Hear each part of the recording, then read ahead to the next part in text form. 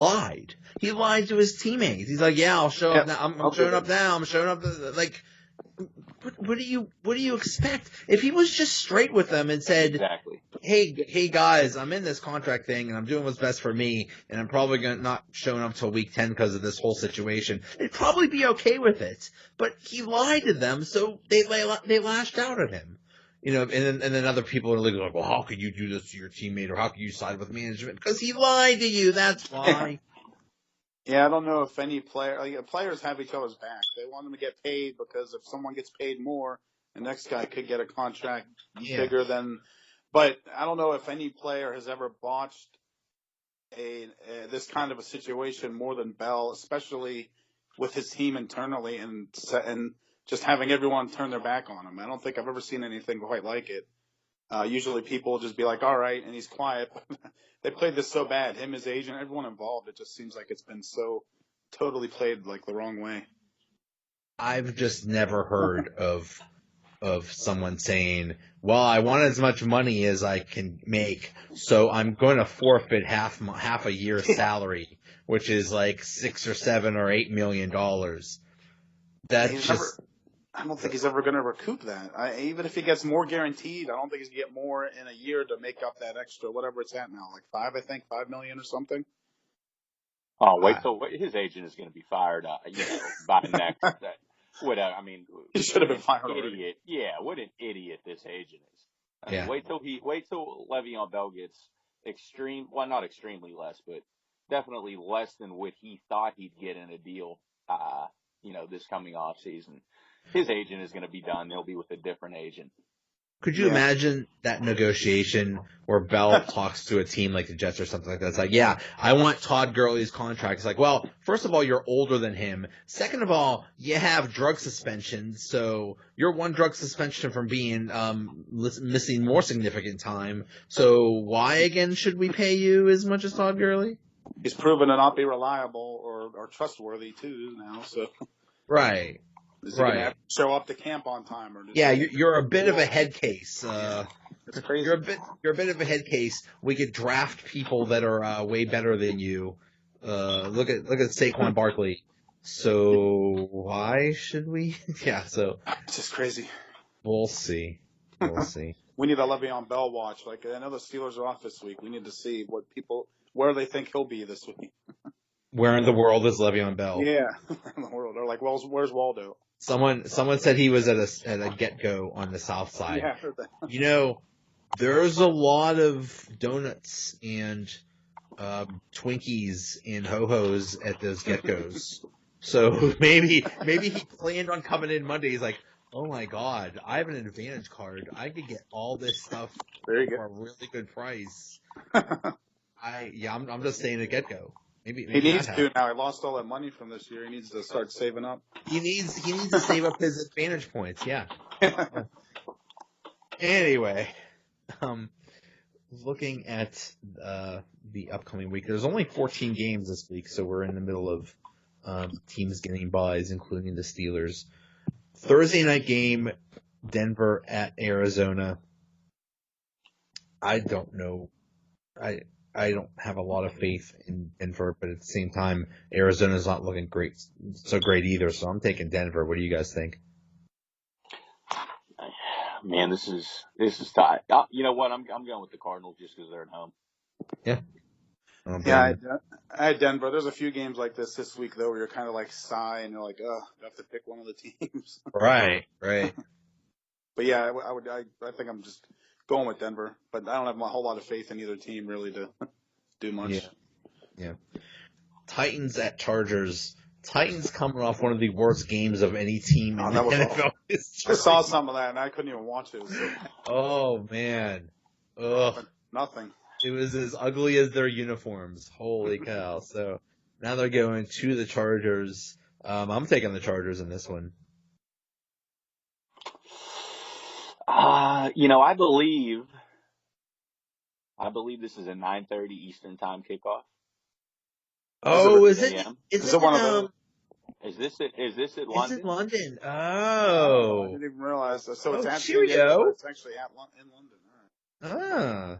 Ah. You know what? San Diego's home. Oh, man, this is a tough game to pick because I really don't know what to make of either of these teams. I don't know if like I thought the Chargers were going to go on a little run here and maybe say they're one of the better teams in the AFC. I'm just going to go Chargers here. Well, they are 4-2, but then again, Tennessee mysteriously is 3-3. Yeah. Not sure how that happened, but Bills at Colts. Bills. Josh Allen got hurt. They have what's his face? Derek Anderson, I think. Yeah, Derek Anderson. They basically pulled someone off the street, and someone off the street is better than Nathan Peterman. So I mean, he's thrown more pick sixes than touchdowns in his career. I think. Oh my God. More touchdowns to the other team. Yeah. That's funny. That's a weird stat. Yeah. So I'm going with the Colts in this one.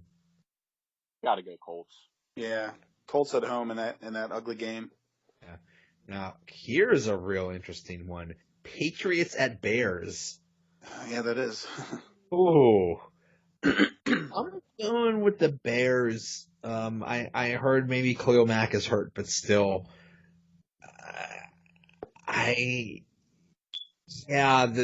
Patriots might be their offense might have heated up, but I don't know. I think just because it's Chicago at home, I'm gonna take in the Bears.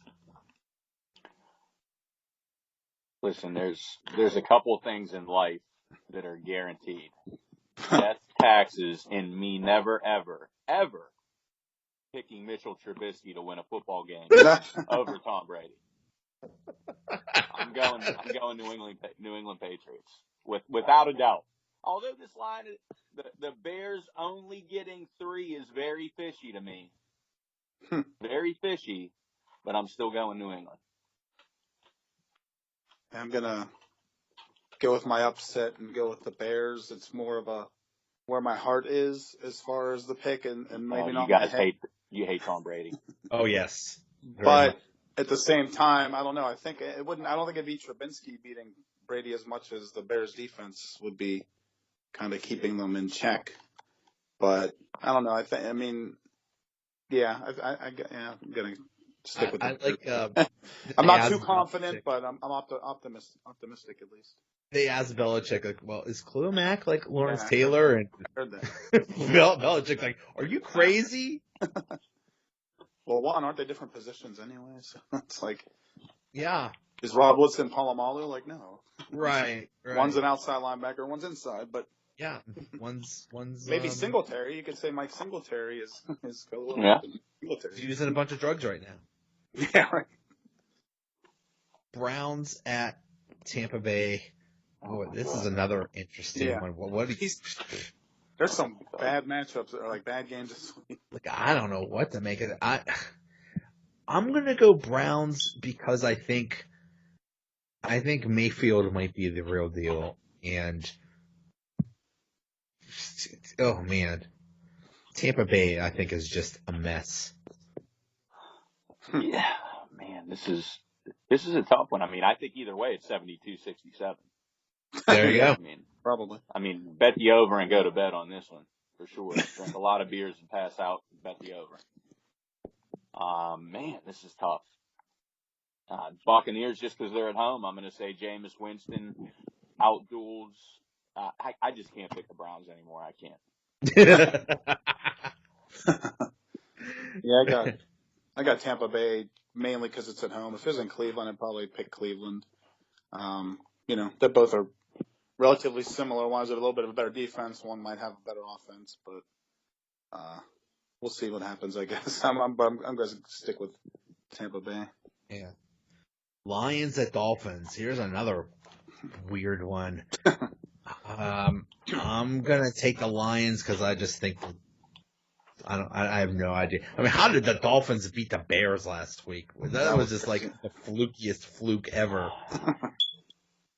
Yeah, I'm taking the Lions. The Bears killed me last week in my survivor pool. I thought Brock Osweiler. The whole week I had Minnesota and Houston locked and loaded, and at the last minute I changed it to Green Bay and Chicago. Chicago killed me. Ugh. But you know what? I like this Detroit Lions team. I think they could go on a little run, to be honest with you, and sneak into the playoffs in the NFC. I like them. I'm going Lions. Yeah, the Lions too. I think I read that is, yeah, I mean, uh, you know, yeah, I'm sticking with, I keep thinking in my head, it's like, oh, but yeah, I'm going to go with the Lions on that one.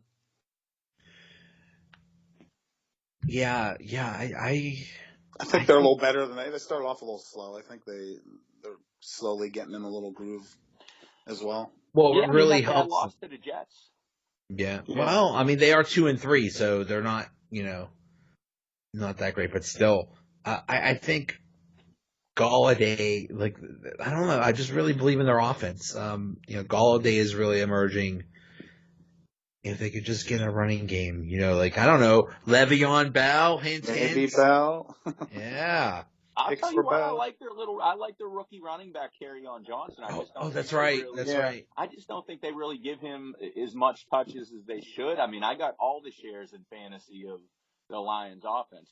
On Johnson, Stafford, Galladay. I mean, I like Yeah. Green Bay is not that good. I mean, we saw the other night they're not that good this year. Minnesota has underachieved. I mean, that division is up in the air right now. Yeah. Yeah. Speaking of the Vikings, they are at the Jets.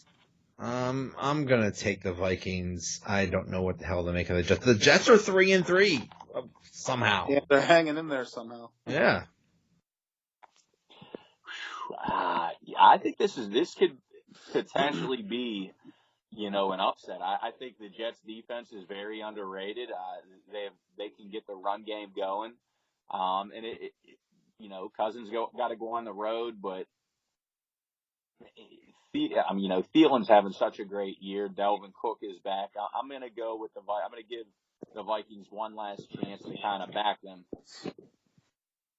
Yeah, they've definitely started slow, but I think Vikings will take this one. Here's another good one. Carolina at Philadelphia.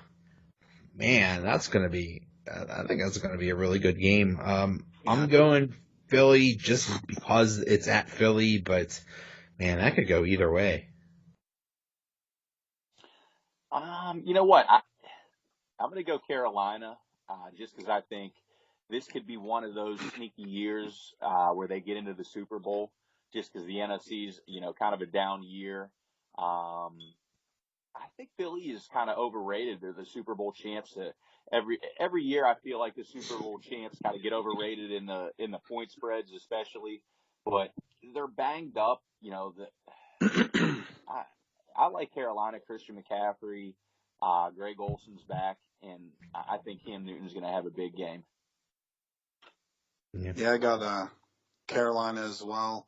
Philly's been so up and down, like you mentioned. There's that Super Bowl hangover, which, gosh, they've been talking about that since training camp in Philly. Maybe they're still partying, I don't know, but they definitely don't have much of a running game. So, yeah, and like I said, they're being up and down. It's like one week they're good, 1 week they're bad. They're won last week, so, yeah, I think Carolina will win this one. Texans at Jaguars. Jaguars got destroyed. Yeah. At Dallas. Both teams are 3-3. So it's at Jacksonville. I'm taking the Jags. Yeah, I think it's a big bounce back game for the Jags. I would not want to be the opposing quarterback this week that faces that Jags defense after them being embarrassed. So I'm definitely going Jags. Yeah, I got Jacksonville as well. We'll see though if they struggle this week, man, they could be in for quite a tough season. They're what 3-3 did we say? Yeah. 3-3 too.